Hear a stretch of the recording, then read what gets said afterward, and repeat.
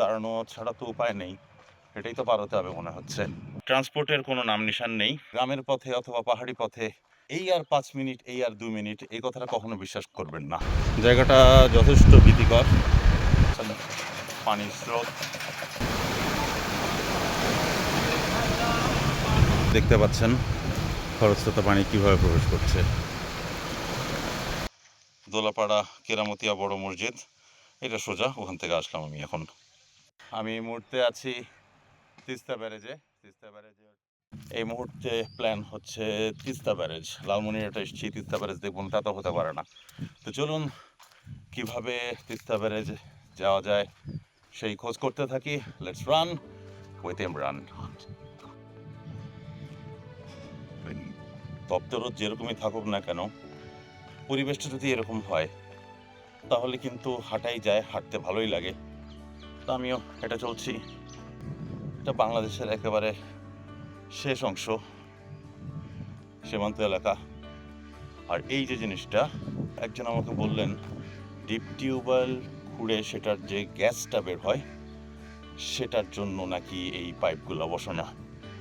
দেখি একটা ট্রান্সপোর্ট পেলে আমি যাব বড়খাতা ইউনিয়ন, সেখান থেকে তিস্তা ব্যারেজ যাবার পথে একটা জিনিস চোখে পড়লো, interesting. This is donated by Omar Selen and Lela Selen, Aksaray Turkish, November 2024। ওনারা মোস্ট প্রবাবলি এই ডিপ অর টিউবওয়েলটা ডোনেট করেছিলেন। আনফর্চুনেটলি এটা এখন আর নট ওয়ার্কিং। আর্সেনিক ছিল, লাল রং করা, আর এটা এখন আর কাজ করে না। আর ট্রান্সপোর্টের কোনো নাম নিশান নেই, যাওয়াটা কঠিন হয়ে যাবে আমার জন্য। টিউবওয়েলটা থেকে হেঁটে এই দোকানটা পার হলাম। এখনও কোনো ট্রান্সপোর্ট পাইনি। লোকাল কয়েকজন ভাই বললেন যে এখান থেকে অল্প একটু হেঁটে গেলেই নাকি পাওয়া যাবে। অল্প একটু মানে তো এই আর 5 মিনিট, তারপরে কি হয় সেটা সবাই জানে। আর এখানে দেখা যাক, হাঁটতে আমার খারাপ লাগে না। আর যেহেতু সমতল পথ, হেঁটে যাওয়াই যায়। তারা হাঁটতে থাকি। মোটামুটি মিনিট 5 হেঁটেছি। ওনারা বলেছিলেন 5 মিনিট হাঁটলেই নাকি, 2-3 মিনিট হাঁটলে একটা মোড় আছে, সেখানে নাকি ট্রান্সপোর্ট পাওয়া যাবে। তো আমি অলরেডি 5 মিনিট হেঁটে ফেলেছি। তো সেটা আবার প্রমাণিত হলো যে গ্রামের পথে অথবা পাহাড়ি পথে এই আর 5 মিনিট, এই আর 2 মিনিট, এই কথাটা কখনো বিশ্বাস করবেন না। আরও প্রায় 5 মিনিট হয়ে গেছে। চাচা, একটা গাড়ি ঘোড়া পাইতে কতদূর হাঁটতে হবে? সামনে মানে কত, 5-7 মিনিট, 10 মিনিট? 2 মিনিট বলছিল একজন, 10 মিনিট হেঁটে ফেলেছি।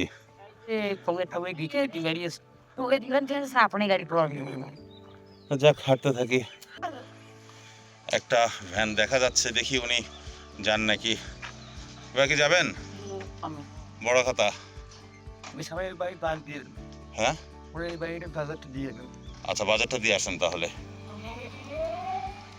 যাক, একটা পাওয়া গেল। উনি এখানে বাজার দিতে যাচ্ছেন, বাজারটা দিয়ে এসে তারপর আমাকে নিয়ে যাবেন। রিক্সা ভ্যানটি আমাকে 3 রাস্তার মোড় থেকে উঠে নিলেন উনি। এখান থেকে বড়খাতা ইউনিয়ন পর্যন্ত ভাড়া হচ্ছে ভ্যানে প্রতি 10 টাকা। বেশ লম্বা রাস্তা।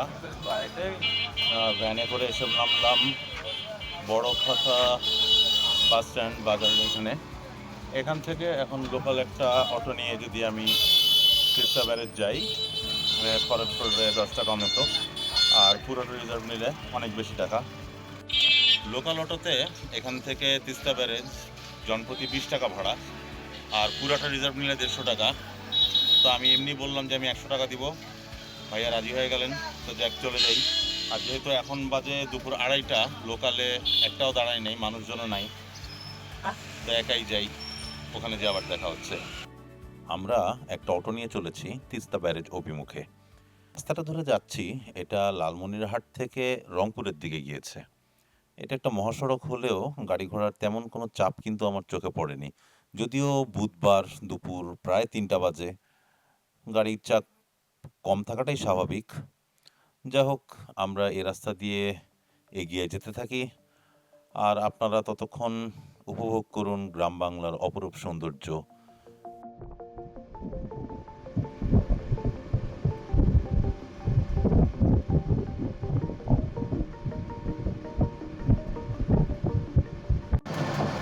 বাজে 2:30, আমরা চলেছি তিস্তা ব্যারেজের দিকে। রাস্তাটা আপনাদেরকে দেখালাম, সুন্দর মনোরম রাস্তা। যদিও এটা একটা হাইওয়ে, কিন্তু কোনো রকম ভিড়ভাট্টা নেই। আর এখানে স্থানীয় যানবাহন। আমরা এখন যে এলাকাটিতে যাচ্ছি সংরক্ষিত এলাকা, বিজিবির এরিয়া। মাত্র ক্যামেরাটা অফ ছিল, গাড়ি থামিয়ে গাড়িটা চেক করলো। আচ্ছা, এই চলে আসলাম আমরা তিস্তায়। তা আমরা চলে আসলাম তিস্তা ব্যারেজে।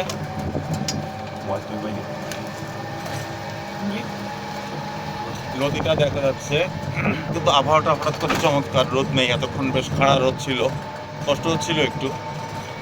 আর এরকম গেট আছে এখানে 52টা, হ্যাঁ 44টা গেট, আর আরেক দিকে আছে আরো 8টি, সব মিলে 52। তো যাক, এটা আমরা এখন অটোতে করে পার হচ্ছি, তো একটু পরে এই জিনিসটা ইনশাল্লাহ হেঁটে পার হবো। আর একটু ক্লিয়ারলি দেখানোর চেষ্টা করব। আর বেশ খরস্রোতা নদী,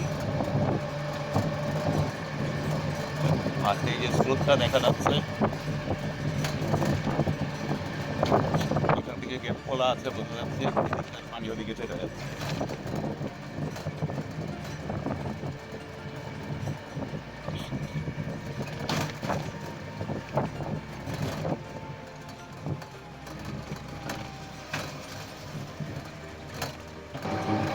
এখানে পার্কিং নিষেধ। ওইদিকে 44টার, এখানে হচ্ছে মোড় নেওয়ার পরে এদিকে হচ্ছে আরো 8টি।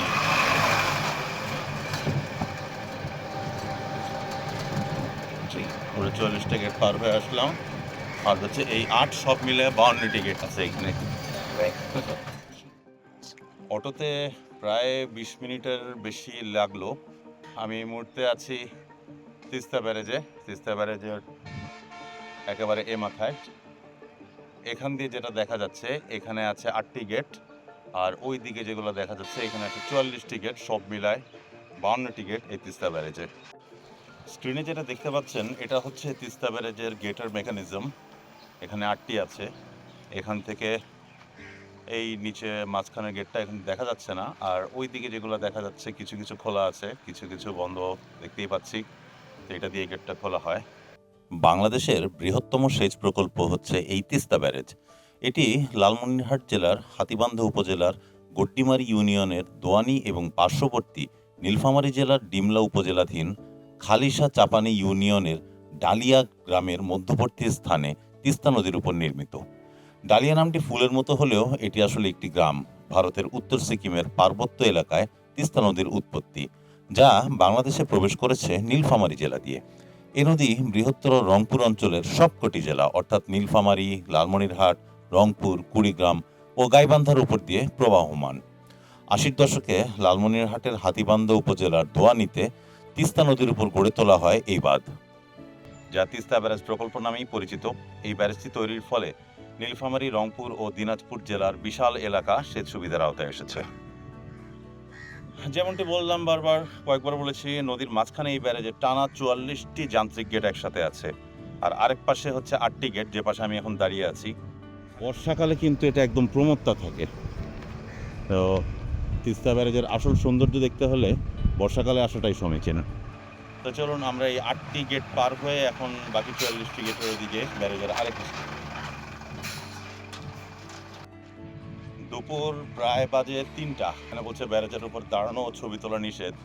আমি তো সমানে ভিডিও করতে করতে যাচ্ছি, এখন দাঁড়ানো ছাড়া তো উপায় নেই, এটাই তো পার হতে হবে মনে হচ্ছে। আর এখানে যে পাশে সমস্ত মেকানিজমগুলো দেখা যাচ্ছে।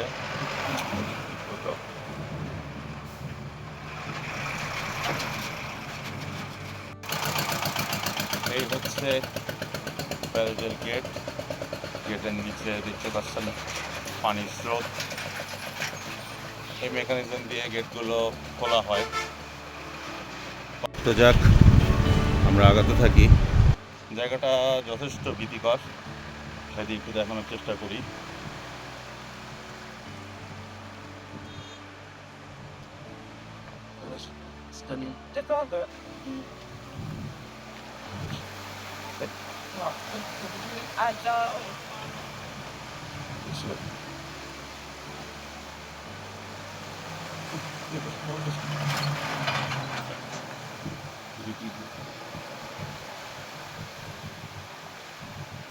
সার্ভিসিংয়ের জায়গা মোস্ট প্রবাবলি।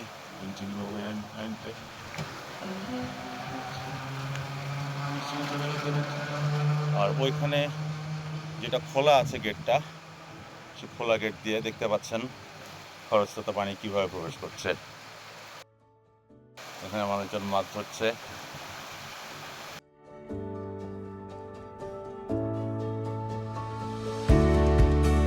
তিস্তা ব্যারেজের ইতিহাস আপনাদেরকে শোনালাম, যতটুকু পারি দেখানোর চেষ্টা করলাম। এখন আমরা এখান থেকে চলে যাব অন্য কোনো দিকে। হাতীবান্ধার দিক থেকে আসলে যেখানে তিস্তা ব্যারেজ শুরু, এই তিস্তা ব্যারেজ, তার আগে এখানে একটা দেখলাম সীমান্ত ক্যাফে, পিজিবির পরিচালনায়, পিজিবি তিস্তা ব্যারেজ সংলগ্ন। তো চিন্তা করলাম এখানেই লাঞ্চটা সেরে নেওয়া যাক। তো সেই আশাই আগাচ্ছি, কিন্তু এই রাস্তা ধরে কোথাও কোনো ক্যাফে বা কোনো কিছুর অস্তিত্ব চোখে পড়ছে না। মনে হচ্ছে বেশ খানিকটা হাঁটতে হবে। এখান থেকে তিস্তা নদীর একটা ভিউ পাওয়া যায় ব্যারেজের।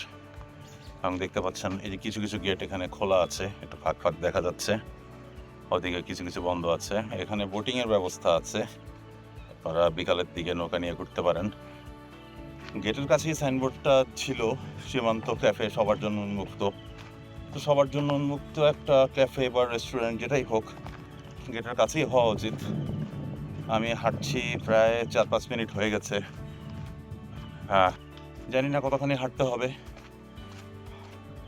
3টার উপরে বেজে গেছে, খিদাও লেগেছে। প্রায় 7-8 মিনিট হাঁটার পরে এই সকলের জন্য উন্মুক্ত ব্র্যাকেটে সীমান্ত ক্যাফেটা খুঁজে পেয়েছি। এখানে কি আছে না আছে আমি জানি না, এখন যেয়ে দেখবো। যদি কিছু পাইও, খাওয়ার পরে এই এতখানি রাস্তা আবার হেঁটে যেতে হবে, ভাবলেই মেজাজ খারাপ হয়ে যাচ্ছে। যাক, এটা বিজিবি ক্যাফে হলো। এখানে চিম্বুকের মতো সেই ভাইরাল খিচুড়ি নেই, সিঙ্গাড়া পেলাম, 1 বোতল পানি নিয়ে নিলাম। এটা খেয়ে অনেকক্ষণ চলতে পারবো। এখন আজকে আর তেমন কোনো প্ল্যান নেই। এখান থেকে বেরিয়ে এখন আর যেতে যতক্ষণ লাগে, লোকাল কোনো গাড়ি ধরে চলে যাব হাতীবান্ধা। তিস্তা ব্যারেজ থেকে একটা লোকাল অটোতে উঠেছিলাম, বড় খাতায় এসে নামার কথা। তো সে হাতীবান্ধা পর্যন্ত আসছিল, যেহেতু ওটাতে করেই আমি আমার হোটেল পর্যন্ত চলে আসলাম। সব মিলে ভাড়া পড়লো 40 টাকা।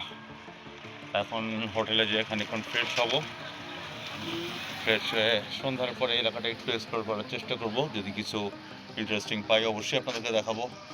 আর দেখা হচ্ছে অন্য কোথাও। সে পর্যন্ত সবাই ভালো থাকুন, সুস্থ থাকুন। আল্লাহ হাফেজ।